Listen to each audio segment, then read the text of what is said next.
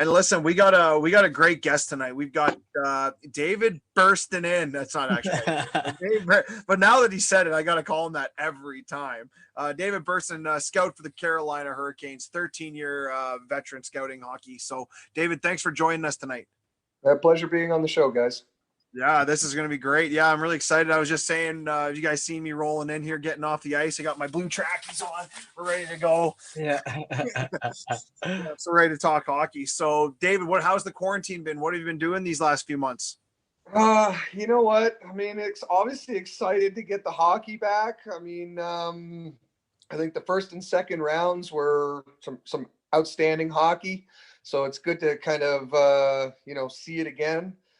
It's been a bit of a challenge, but, getting out there, just trying to enjoy the fresh air and, getting out and biking and tennis and kayaking, some of the activities I like to do in the summertime. So it's nice to get a chance to do that stuff. Yeah. Are you an in-shape scout or are you like an in-shape coach like I am where you get I mean, I could always probably lose a couple pounds, but I pass by the donut tray and I don't go for seconds. Yeah, when you're at on this thing? Can I swear on this thing? Yeah, you can. We can't, but you absolutely can. Okay, all right. I apologize if I let an F shot out. No, that's all right. That's how it goes. That's funny, man. Yeah, no. Listen, we're really excited to have you on. Obviously, the Hurricanes had a couple seasons. Obviously, bringing Justin Williams back, and you got some great prospects coming up. Svechnikov. Tell us a little bit about how you got started just scouting in general. Yeah, that's so I think it was the second lockout. I actually came across this website called McKean's Hockey, and at the time they were publishing a draft guide as well. Wow, that's old school. Yeah, guys. Oh yeah. Yeah, they used to be on the newsstands, and they had a pretty good presence. And I don't know, I came across their website, and I read some of their scouting reports, and I thought to myself, I think I could do that. So I reached out to those guys, and next thing I know, I'm pretty much at Kitchener Rangers and Guelph Storm games, and just reporting on some players. And after I did that for a year, and I was fortunate enough to cover one of the Memorial Cups in London, I thought that, if I really wanted to make a kind of a go in hockey, then, working for the website is great, but I probably should try to, dip my toe into, working for a team. So, I started hanging around more of the minor midget rinks and started kind of get to know a few people and, network with some guys. And I was very fortunate to meet a guy by the name of Dan Halliburton, who at the time was a former OHL GM with the Owen Sound Attack, but then more recently, or when I met him, he was the director of scouting for the Saginaw Spirit. So we started to kind of, or I started to give him some notes so he can kind of get an idea as to what kind of scout I was. Bird dog with them for about a year on some players. He'd kind of give me some assignments. And then the following year, for the 91 births, he brought me on, on a part-time basis. Nice. Awesome. Yeah. So yeah, David, I kind of got linked up from you. He'd kill me if I didn't mention him through Pete. I work with him, and I hear you play tennis and stuff with him. So shout out to Pete. Don't kill me tomorrow. But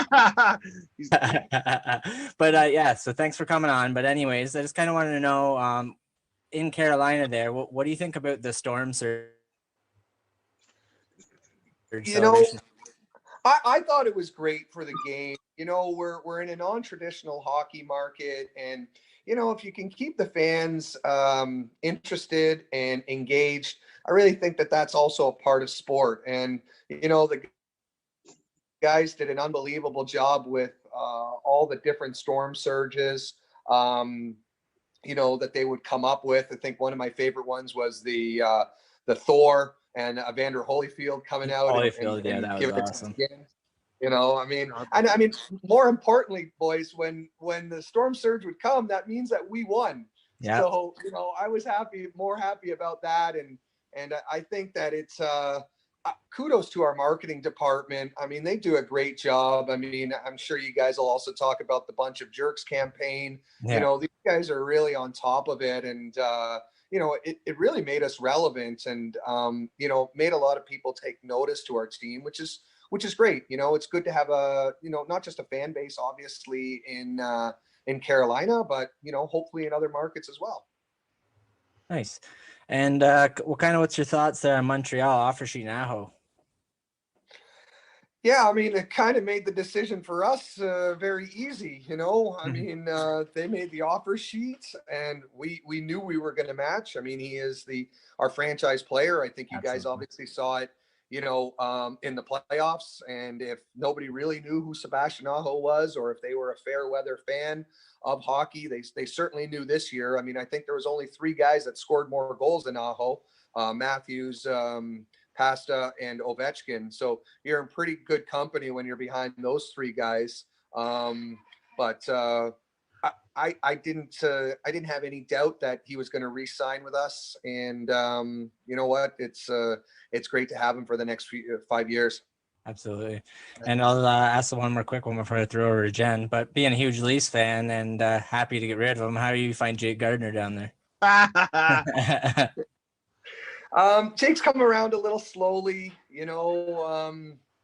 fortunately we've got a pretty deep decor. So, Jake doesn't necessarily have to play all those hard minutes. Not to suggest that he can't, but you know what? You can be a little bit of a different player. You're in a little bit of a different market where, I mean, I was at that game where he coughed up the puck against Colorado, and I think they were ready to run him out of town in land. So, I mean, that's the pressures of playing in Toronto are great when you're obviously producing, but, if you're not, it can be a very hard place to play. I might be aging myself a little bit, but I remember Larry Murphy, a Hall of Fame guy who they kind of ran down a little bit too, right? Yeah. So Jake's assimilated well with us. I mean, he's going to be moving forward with us. We did give him second unit power play. I think that he made some strong plays in the Boston series. So he's getting more acclimated within our systems. It's the first year. We've got him for 3 more years. So he's a good piece of the equation. Nice. Jen? So you brought up the bunch of jerks, and this is a big thing for me because, I mean, where it stems from, I'm a big Don Cherry fan, have been my whole life. I don't agree with everything he says, but I still love him to pieces. With that, what did you take from all of that, from where it originated and how it impacted Carolina, the team itself? Yeah, I remember, Jen, I remember watching that Coach's Corner, and I like Don. I've met Don on many occasions. If you want to meet Don, he's no stranger to the Don Mills Arena on a Tuesday night. He's always watching minor midget hockey games, with his son, who's also works for the OHL as a scout. And, I love watching Don Cherry, but, he criticized my team when I was with the Sioux Greyhounds. He called us a bunch of hot dogs, and then he criticized my team here by calling us a bunch of jerks. I understand where he was coming from, and I think more priceless than the actual comment itself was the fact that Don was so shocked that, I called these guys a bunch of jerks, and now they're making T-shirts and they're running with it. So, yeah, they're making money, and I'm not getting any friggin' money from it. That's what he was mad about. That's what he was mad about. He's got his Rock'em Sock'em royalties for the last 25 years. I think he's okay, but Jen, it was. Oh, I think he's just. I'm sorry. Sorry. Oh, no. Your internet's on the hiatus tonight. Oh yeah, it is. Okay. I do have one of those T-shirts. I have one of those T-shirts, and I liked what it did for the franchise. I think it gave a boost, not right down from the fans right to the players. It all fared well for you guys, I think. Yeah, for sure. I think it was. I think when we originally watched it on the Coach's Corner, I remember us watching the game, and he had called us a bunch of jerks, and then a bunch of the scouts. Well, we're always kind of texting back and forth, and we're like, you don't have to call us a bunch of jerks. But then when our like I said, our media guys kind of switched it and played it into our favor, I think we all just kind of got a kick out of that. And I think realistically, it was great for the game. I mean, you can correct me if I'm wrong, but I think that T-shirt sold in every single NHL market. So Yeah. it wasn't just Love it. yeah, it wasn't just limited to Carolina. Like everybody got a piece of that. Like Jen, I'm assuming you're probably in Southwestern Ontario and you have one of those shirts, right? I'm in So Toronto and I do have one of those shirts. yeah, I think that's fantastic. I think that's the beauty of sports, right? I love It is that. when you can ride off something. Now, I wanted to ask you, through your whole career, it stems over a decade. It's a long time. What's one of the most memorable highlights Nice. for you with your scouting?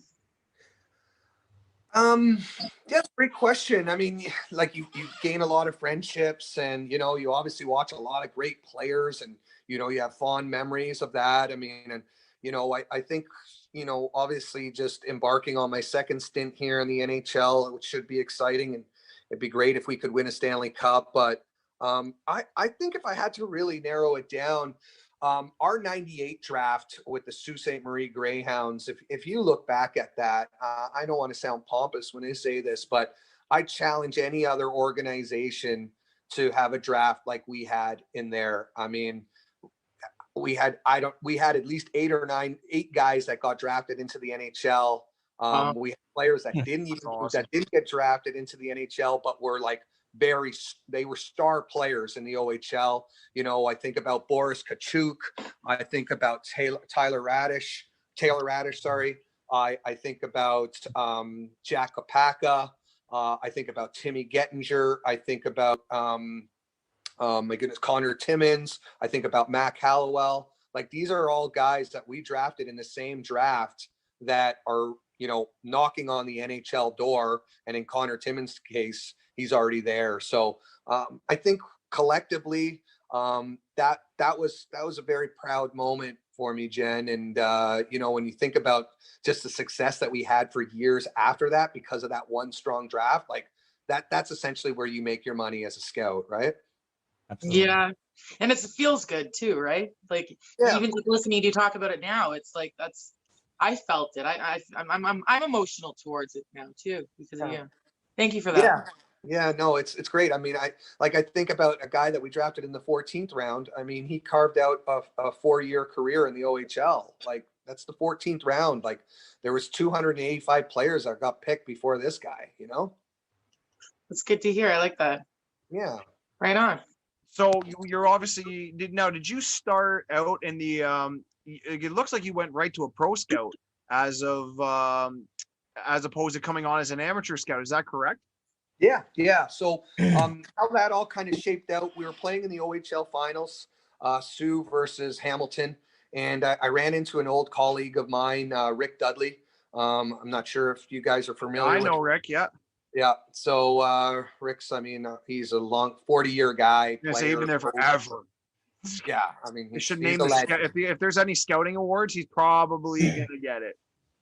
I mean, there's very few people that you'll find that will work harder than Rick Dudley. I mean, Rick Dudley will drive 6 hours one way to watch a game and then drive back to Lewiston, New York. I mean, the work on this guy is it's unparalleled with his peers. But so we met and then we started chatting a little bit, and he kind of asked me what my plans were for the following season, and I wasn't entirely sure, to be honest with you guys. I was kind of in limbo, and he says, well, we might have an opportunity for you, and called me shortly after our Game 6 loss, unfortunately, and basically asked if I wanted to do pro scouting because he was head manning the pro scouting department, and he wanted me to work with him.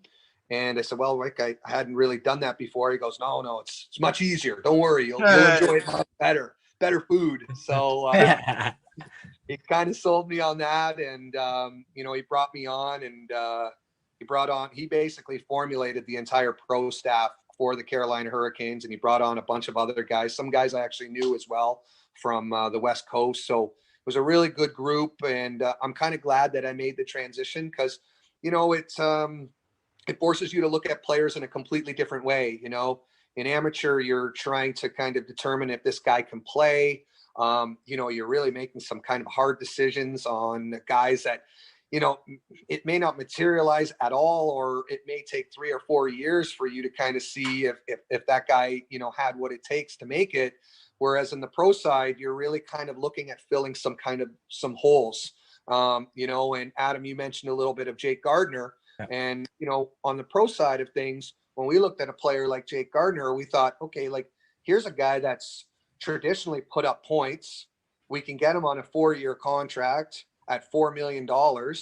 We thought that's pretty good value in terms of putting him into our kind of our number 4 spot. And maybe in a perfect world, he could be a number 3. So on the pro side of things, you look at things a lot more differently in terms of where does that player exactly fit, you know? Or if you start looking at some fourth liners now, or, you know, I mean, pro scouting, you're not really looking at Austin Matthews and Mitch Marner, right? I mean, if those players are readily available, it's pretty much a no-brainer, like Svechnikov or Aho, right? Yep. But I mean, what we are looking at is Andreas Johnsson, is he better than what we currently have? Can he kind of be an upgrade in our, you know, on our right side on the first or the second line? Okay. So it's really it was a little bit different for me, Tyler, but it's been a healthy transition, and it's kind of forced me to look at the game in a different way. And you know, I'm happy I made the move. Yeah, and David, I just want to follow up quick. So are they having you go into NHL and AHL rinks, or are you just basically in an NHL rink most of the time, just trying to figure it out? Because there's only 6 of you typically on a staff. I think I think there's only 6 pro scouts on Carolina from what I was reading. Yeah, you could be right. I mean, it's been a while since I've seen the boys all in one room, and yeah, do that again. But makes sense. And so so just to reiterate the question, like, what's are you in an NHL rank, AHL rank? Both. Yeah. So you're in both. Okay. I'm assigned a certain amount of teams, and then obviously I have to know their affiliates as well. So, I mean, it's very important for us to know about the players that are in the AHL, because, you know, there's a lot of players that sometimes get buried, and you know, they for whatever reason, whether it's coaching or systems, you know, that's where we essentially have to make those, you know, those difficult decisions. And you know, with the cap structure in place the way that it is now, it's very important for you to be able to get good players that can play, but, you know, aren't making that much, right? You start looking at fourth line players, and, you know, you really don't want to get, you know, you don't really want to have too many players making, you know, a large chunk of money, because, you know, now, unfortunately, that has to go to, you know, the Mariners of the world, or once again, the Svechnikovs, you know, because those guys essentially want to get paid, and those are the guys that are putting the puck in the net. But you still do need to kind of, you know, make sure you know each AHL team, because if there is a player that comes up and, you know, he can play and he's making 800,000 and he can be he's a better substitute than what we currently have, you know, every single dollar matters. For sure. And you kind of sorry. Okay. Go ahead. No, ladies first. Okay. It's been burning on me. Okay. So I imagine, David, you grew up a Leaf fan? Yeah, that's correct. Okay. Yeah. Okay. So my question is, do you still kind of follow them even though you're working for a different franchise? Just kind of pull for them silently. And then the second part of this question is, if you were offered a job with, say, the Boston Bruins or the Ottawa Senators or the Montreal Canadiens, a team that, you know, Toronto doesn't have the best history with, would you be able to walk onto that job clear-headed and I'm here to do a job? Or would be some reservations there? Now, I ask this is because I aspire to coach in the NHL one day, and I've racked up quite a few rivalry teams. So, all right, let me see if I can double back here. So obviously love the Leafs. I mean, I have fond memories of watching Wendell Clark get drafted first overall, and then being really disappointed because Gary Suter won the Rookie of the Year. And there were some very long years in the late 80s with the Leafs, but, you know, Cliff Fletcher took over in 93, and those were exciting times. And then, you know, even, you know, going into the early 2000s, unfortunately, the Leafs haven't had much success, I guess, in the last 16 years in the playoffs. But I've known Kyle Dubas personally since he was 18 years old. We've traveled to Europe a few times together when he was an agent, you know, and I have no doubt that he'll be able to right that ship, and hopefully they'll be able to come back next year. And, with Sheldon Keefe a full year behind the bench, I think they're doing a lot of good things. And I think they actually have, I know they have a lot of talent to win games, but like every single team in the league, you always have to learn from losing, right? I mean, the Edmonton Oilers learned it from the Islanders and the Pittsburgh Penguins and so on and so forth. I don't need to get into the hockey history, but to answer your question about other teams, Boston or Montreal, ironically enough, I was speaking with those teams before Carolina in previous years, but didn't get the job. So it's, you're always loyal to your team, but, if there's a good opportunity that comes along and, obviously a chance to win the cup, which is really why we, go to all these games, then you certainly have to look at it. But right now in Carolina, I think that we've got a solid nucleus. I think we've got a great group of guys in terms of our scouting staff. And then more importantly, I think we have the coaching staff that can really kind of push our players to get the most out of them and, hopefully keep pushing towards our eventual goal of winning the Stanley Cup. Nice. I'm here for that. So David, you kind of touched there on Dubas a little, or I guess you said Keefe, but how about you worked there with Dubas and Keefe? Did you kind of know that they were headed there to the NHL, and what do you think about them? Yeah, I guess that's a great question because other guys on our staff, when Kyle got the job, they all said to me, they're like, yeah, I knew Kyle was destined for big things and he was going to go to, that he was going to go to the NHL. And I don't know, maybe there's a little bit of a bias, but I was just always kind of remember Kyle as kind of, I guess I never really thought of that, but still have utmost respect for him. Yep. And I know he's an incredibly smart hockey guy. I know a lot of people like to kind of label him as, this so-called analytics guy, but make no mistake about it, Kyle has a very sharp eye for talent as well. And that was very evident, in our drafts. And I guess one of my only regrets, with Kyle was that we didn't get a chance to work longer together in the Sioux. He hired me on, and then I think after our second year, he went to the Leafs organization. So it's, I'm happy for him. I'm elated for him. And, we had some other scouts that, also moved on from the Sioux Greyhounds to work for the Leafs. And I ended up working for Rick because, I've had a long-standing relationship with Rick, who dating back to 2010 when he hired me in Atlanta. So the Sioux Greyhounds, I might be getting a little off topic here with your question here, Adam. But No.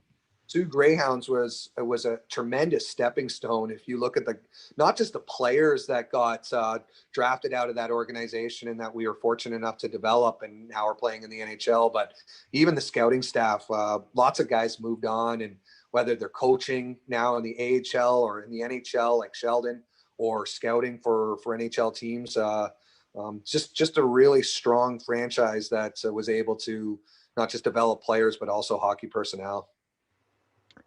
What's your thoughts on, because Dubas is kind of an analytics guy, what's your thoughts on those stats?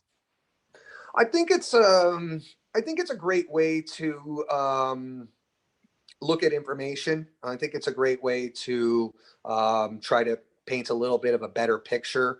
Certainly analytics isn't going away. And I think if you use it with a grain of salt and don't let it be the absolute measuring stick for a player, then it's just another vehicle to extract more information. And we all know information is key. So whatever we can extrapolate about a player, we're all too happy to do it. But I think the balance between live views and analytics needs to be there, because if you focus too much on one or the other for that matter, then you're not necessarily getting the most accurate portrait of a player. Yeah. Did you see Sagan's comments there the other night when he was asked about the goal differential? Yeah. I think somebody else tweeted, which I thought was kind of funny. He goes, "Don't look now, but there's a 5'11" goalie going into the Stanley Cup final." I saw that one too. I love that one too. I absolutely love that one. Thought that was pretty. Oh, it was great. Someone had the similarities between Tim Thomas and Khudobin. It was crazy. They look alike, and like just the way they play and everything was so much alike. It's nuts. It's like the resurrection of Tim Thomas again. Yeah, actually, a big shout out to Matt Riddell, who also worked with us as a video scout for us. Now he's a video scout with the Dallas Stars, and he's hoping to win a Stanley Cup, and works closely with Rick. With Rick Bonus, and hopefully rooting for him. Nothing would be greater to see a former Sioux alumni hoist the cup. Yeah, that's crazy. So David, Rick there. Crazy. Yeah, it's all right. So David, like I said, you're involved in the Carolina organization. Talk about kind of what their philosophy is being instilled upon you from like the higher ups. You've got Darren York, who's your director of player personnel. Who are you reporting to on a daily? Number one, who are you reporting to on a daily basis? And two, when they're sending you out, what type of player are they telling you to look for? So I report directly to Mark Craig, and Mark Craig is the director of pro scouting.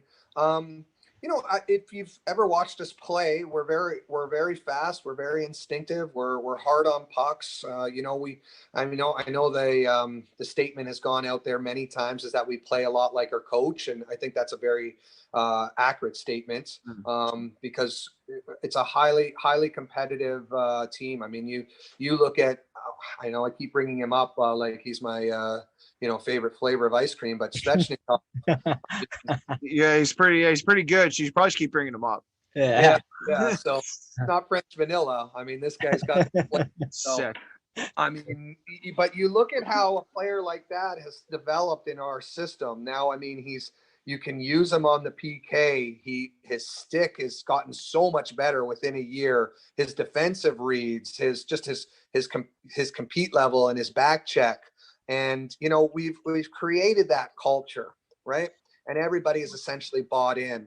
So we try to find players, Tyler, that kind of will satisfy that role. Obviously hockey sense and speed, quickness is very, those are very two strong attributes that players need to possess.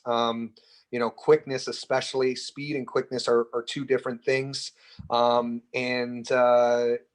We try to find players that can really play to our pace. If they don't necessarily have that, then they really have to bring another attribute to the table. But first and foremost, I mean, I would say that it is quickness and hockey sense that are the two driving characteristics that we look for. Who's coming up? I know you can't really say, but there's some pretty damn good hockey players coming through this draft. Obviously you've got your Alexis Lafreniere, you've got Quentin Byfield. Who do you like that's coming up, if you can say or not?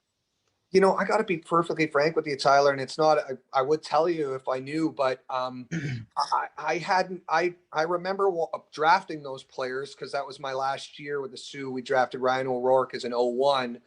So I haven't seen these kids in 2 years, and I know a lot changes. I mean, I remember watching Quentin Byfield playing minor midget for York Simcoe, and I mean, he could do whatever he wanted. I mean, it was almost like a Lindros kind of scenario out there. Players would bounce off him, and he could skate, he could score. It was almost the game was too easy for him. So it's not shocking that he's in that discussion for top 3 or top 5. Jamie Drysdale was another guy that I remember. I mean, his skating was just off the charts. And when you look at players like Mikko Heiskanen and Quinn Hughes and how quickly these players, Cale Makar, of course, how quickly these players have developed because of the speed and their transition game. I would certainly think, that a player like Jamie Drysdale would probably be highly coveted and maybe somebody that you could build your back end around. Yeah, and you got Ryan Suzuki coming through your organization there. It looks like he's going to be a big piece. He's only 19 years old. What do you think Suzuki's going to be able to bring to your hockey club, hopefully in the next few years? He plays a little bit different than obviously Nick in Montreal. He is a very cerebral player.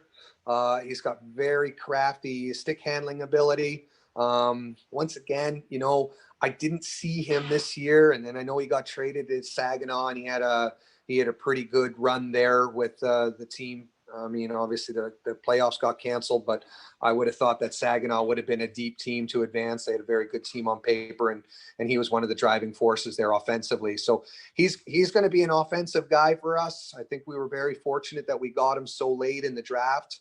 You know, I think we were probably a little shocked, but he's going to have to obviously work on a little bit on his strength, his skating, of course. You know, just being a little bit more, dare I steal the word from Berkey, truculent. And, Nice. you know, I think all those players kind of get to, you know, they understand that, you know, and they understand that if you're a good organization who constantly communicates with the player and makes them know that they're on the same page as the organization, and like a good employee, regardless of whatever business you're doing, whether it's hockey or an accounting firm, if there's always communication as to what the expectations are, then we put our players in the best position to succeed.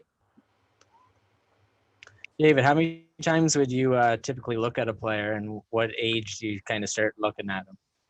Well, from a pro perspective, it's anybody who's really playing in the AHL or the NHL. So, I mean, the Leafs were obviously my backyard team. So, I mean, I probably saw them more times than I needed to, you know. But so what we try to do is those teams that are coming through that we don't necessarily get a chance to see that much, you know, we make sure that we get good coverage on them, right? Some of these AHL teams don't come through, you know, at least my area. So when they do come, you know, traditionally, we're trying to see them at least 3 to 4 times live.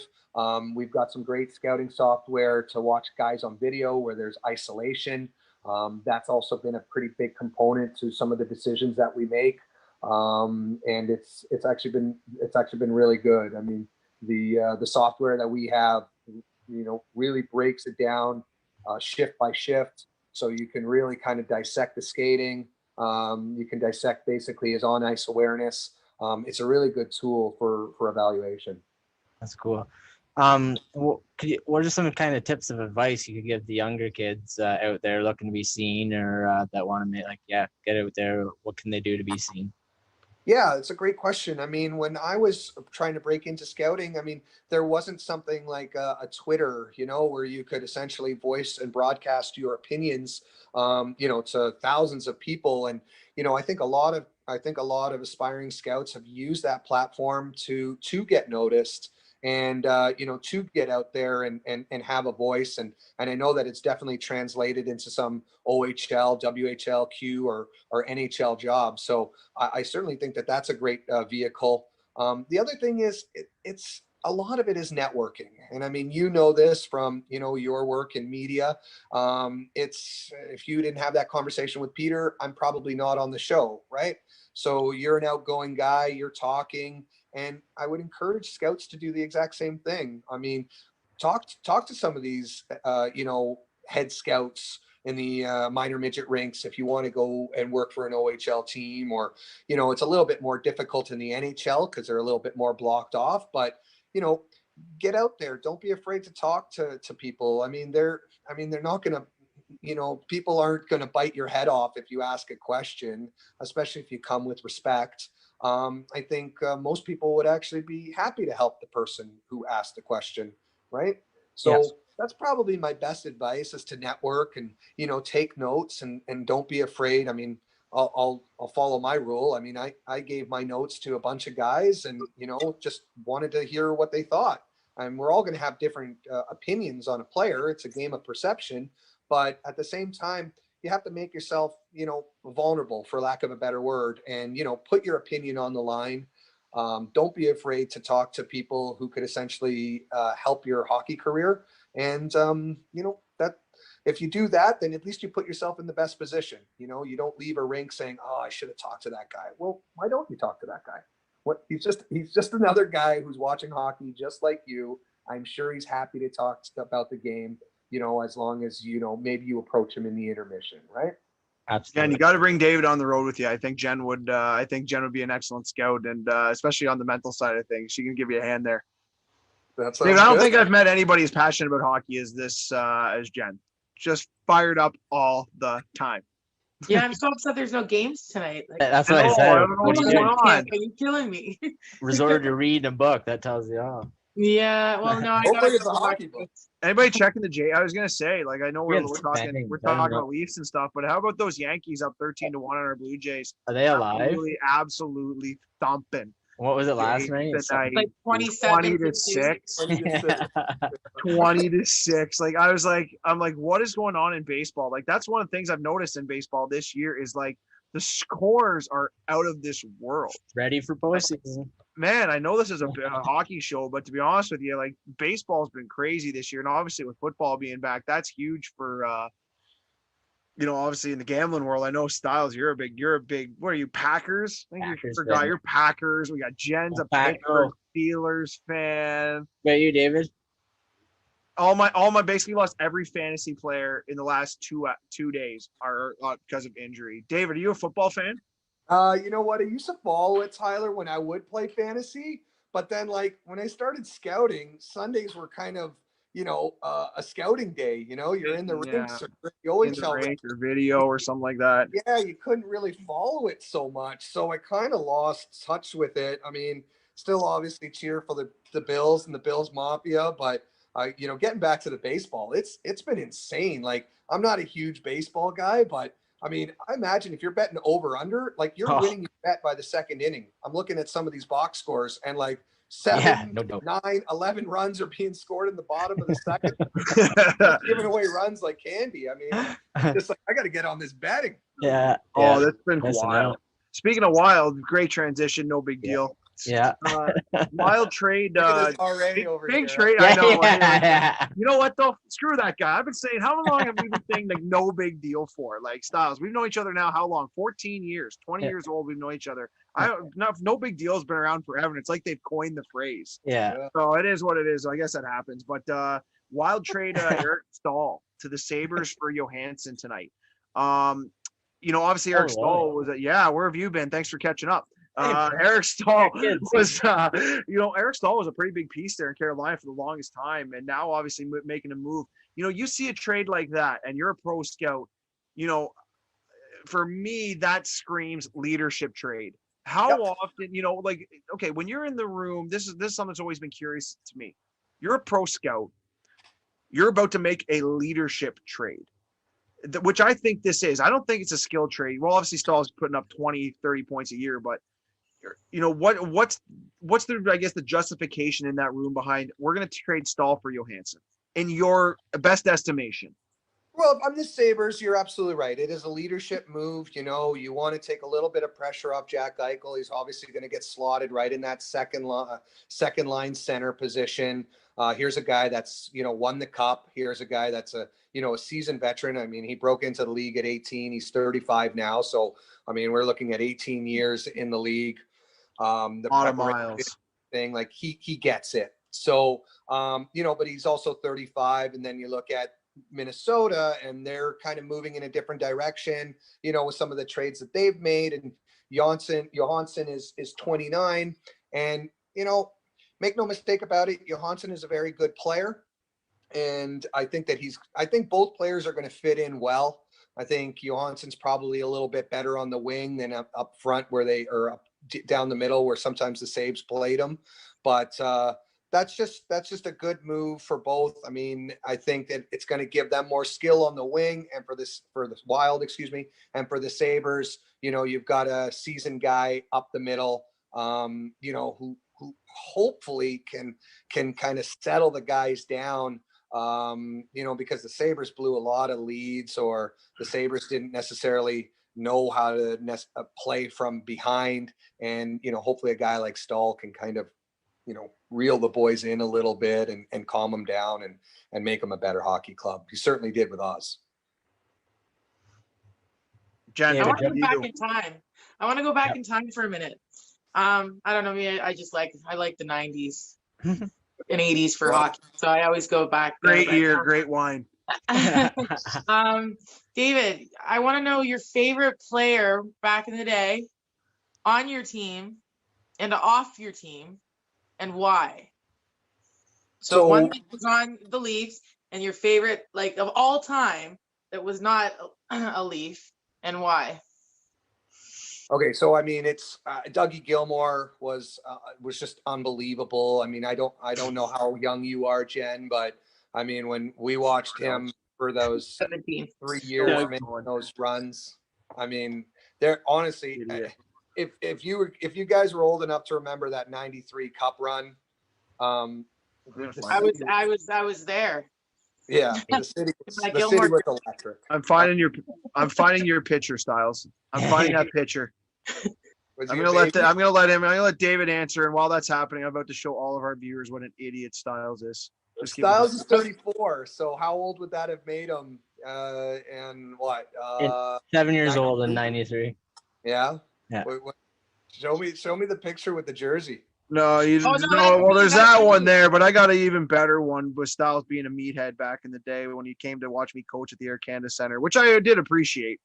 But it was just funny. I've told this story on here before that Dougie got fondled by Adam without him even knowing it. So I've always enjoyed that. Story. It's been one of my favorites. I missed your all-time favorite player, not a Leaf. I don't know if I got that. Ooh, yes. Well, I mean, Gretzky's obviously up there, but I mean, if we want to keep it to the '90s, I don't really think that there is anybody I enjoy watching play hockey more than. I mean, it's a toss-up, but if you really were pressing me for an answer, it'd have to be Peter Forsberg. Nice. Ooh, there's a good one. That guy's gonna look. All right, here, show Dave. Look at this. Look how confused Dougie looks. This is for the people of this world. Look at him. Look at him. Doesn't even know what's going on. Styles walks right up to him, grabs him, and that's just right before my game at the ACC. Oh, he looks like he had a rough night before. He was looking a little rough. Oh my gosh. Jen, you got another one lined up? Yeah, your favorite player not on your team now, and why? Ooh. Nice. Ooh. And then by your team, I mean he's a Carolina guy too. You jerk. That's why. Yeah, you jerk. You bunch of jerks. Yeah, that's a great question. I'm trying to think who, I have like just utmost respect for when I watch him play. Geez. Stump the old chomp, eh? That's That's my favorite game. Because obviously you can go with the obvious answer with Nathan McKinnon and I mean few players that just dominate the game like him now, right? Yeah. So I mean he's just so much fun to watch, like your blind grandmother could pick this guy out. So it's just I think that's an obvious choice. I was just trying to I was racking my brain, Jen. How about Yanni bleeping Gord from Tampa? Yeah, Yanni Gord. How about Yanni Gord coming out of left field and being an absolute beast? That whole Tampa team, though, they've got a bunch of guys like that, right? They're all kind of like energetic and spark plugs. Like Tyler Johnson's kind of been a bit of a shit stain for like the last 5 or 7 years, right? I mean, they got a lot of rum dogs there, but they can all play. And people might have criticized the, oh my goodness, why can't I remember the name from San Jose Sharks, the big rig there? Burns? Sorry? Jumbo? Burns? Who? Not Thornton or Burns. No. They traded a first-round pick for him. Why am I forgetting his name? Oh God. Played for the Rangers. I know that's gonna bother me now. But I should know this. It's my team. Yeah.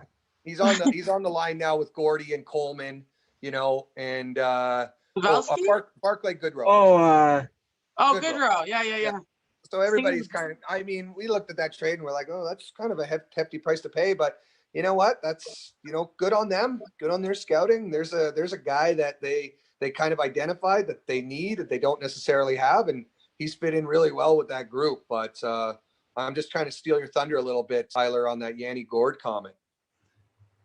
Yeah, that's all right. Hey, that's all right. That's why we bring guys like you on. You're the smart, like I said, that's why we bring it on, right? I can't always be the smart one on the show, all right? Yeah.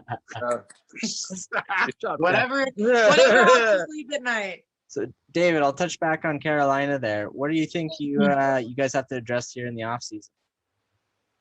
I think right now we're pretty good. I mean, our defense is set.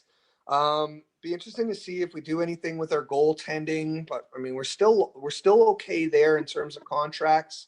I think we still probably, I mean, we addressed our second line center with Vinny Trocheck. I still think that he can be a good player there. And if you have Jordan Stahl as your third line center, I think you're doing really well, in terms of depth. Yeah.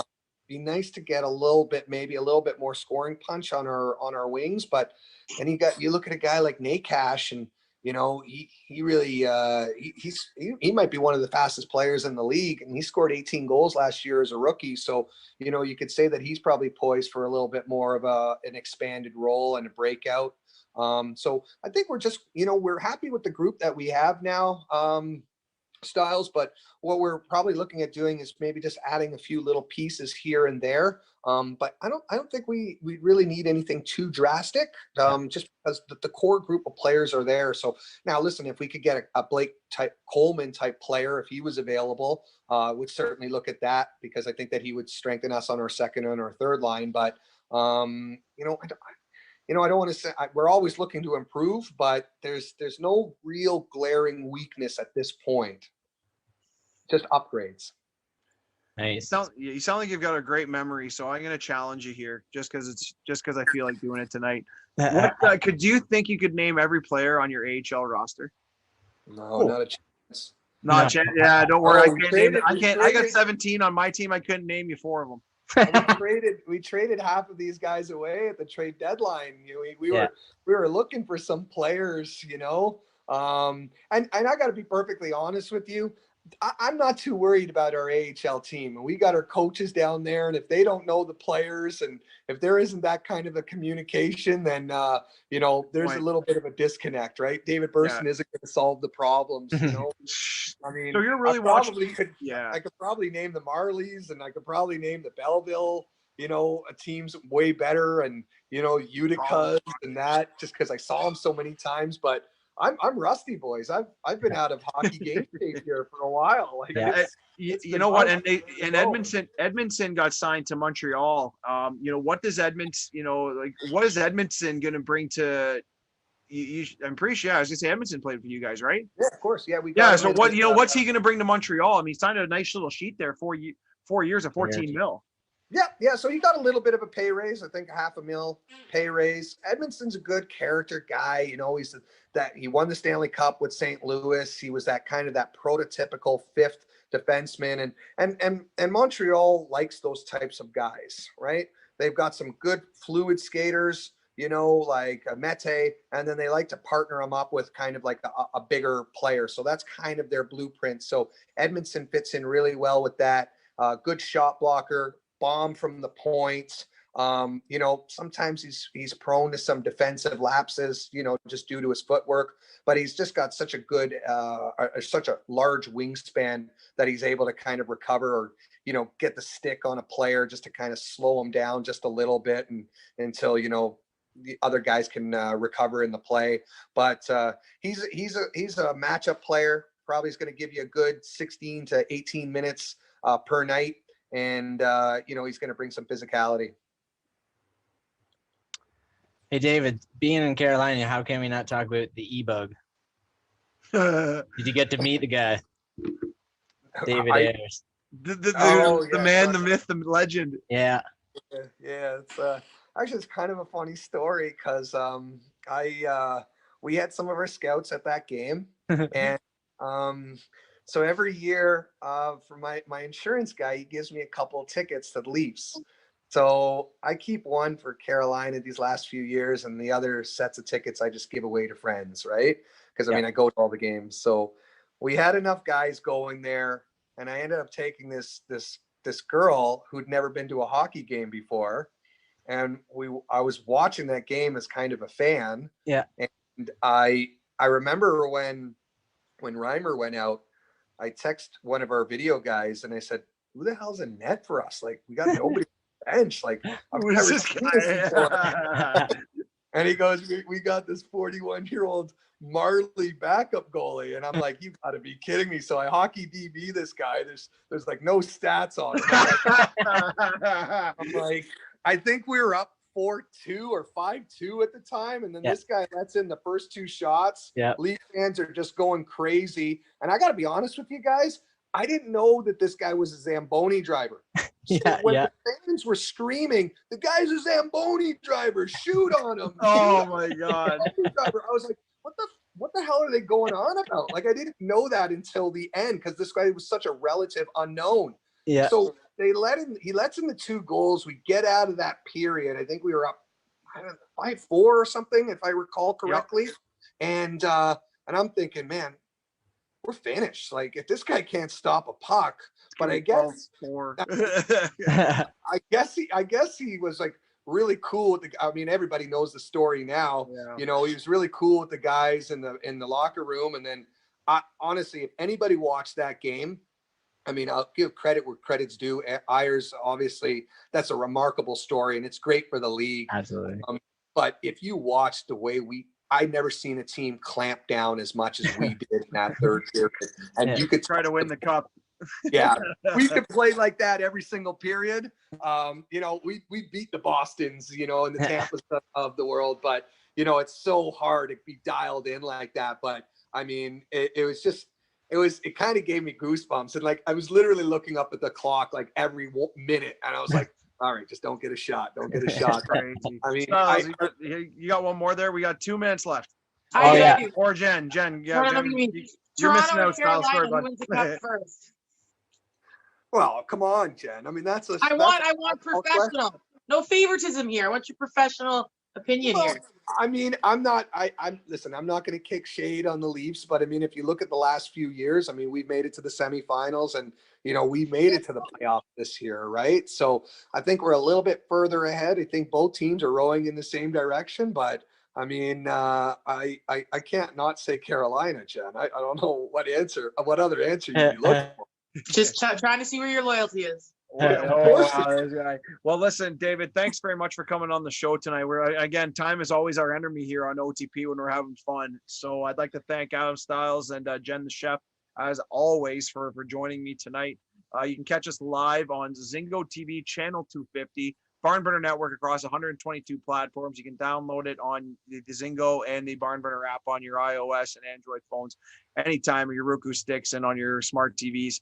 So once again, David, thanks very much for coming on. And again, I hope to have you back because, I mean, I think Styles has like 9 more questions that we didn't get to. Jen, I'm sure got 4 or 5. But again, time's our enemy, my friend. He has one of the best Gretzky collections I hear ever. Yeah. Gretzky's been a passion of mine and a great player. So yeah, I definitely do like the Wayner.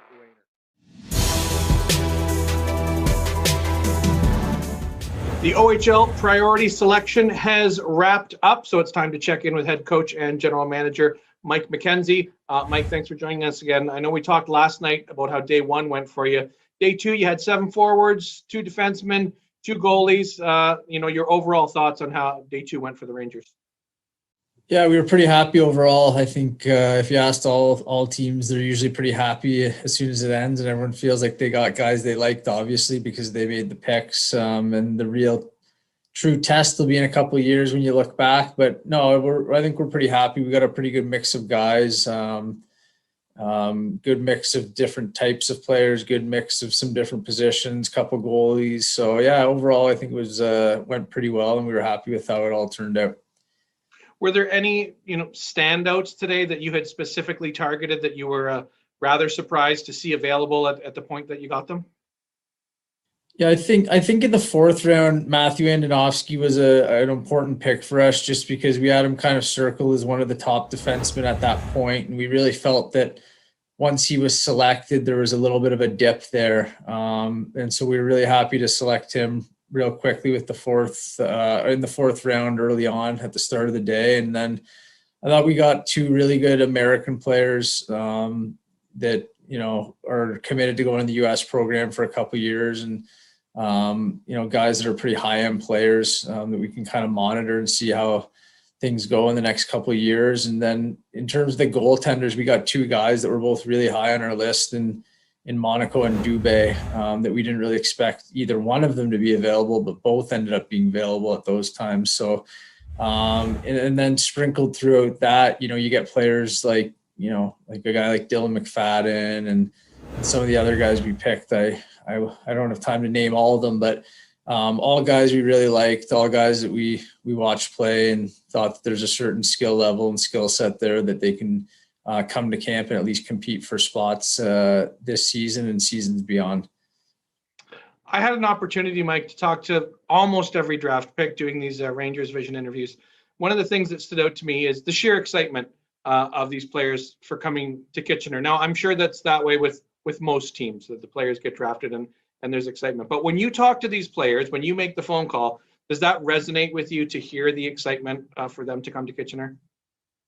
Yeah, it definitely does. I think not just even Kitchener, it's great to hear they're excited to come to Kitchener, but just in general being drafted, it's great to hear, any kid being drafted and the excitement they have, especially this year. It's been such a difficult year on a lot of the kids. Obviously not just, minor midget hockey players, but, we're talking about them today. So, they missed hockey. They missed the whole year of hockey almost. It was an up and down year. They were playing, they weren't playing. It was just such a unique situation. And you throw in online school and the yo-yoing of the school. And it's just been a really difficult time, I think, for a lot of kids, especially teenage kids that haven't had the outlets they usually have with recreational activities and hobbies and things like that being cut out of their life, and education and school being kind of cut out of their life in a certain way. So I think it's extra nice this year to hear some happy voices and some excitement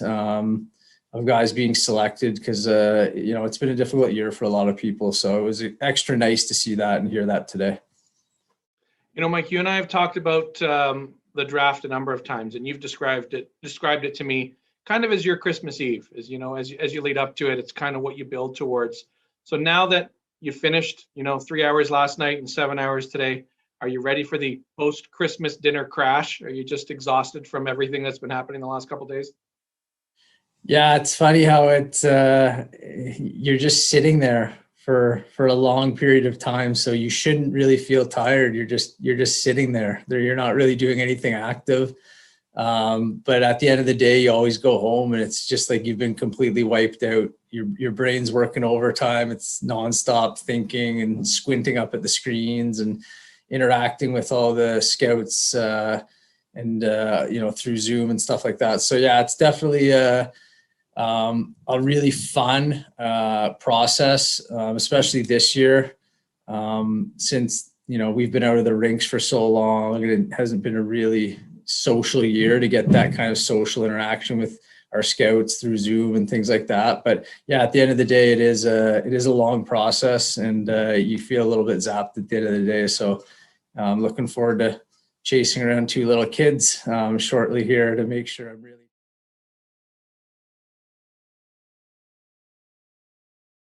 Make sure to check out our past shows from previous weeks on our YouTube, Facebook, or Mixcloud channels.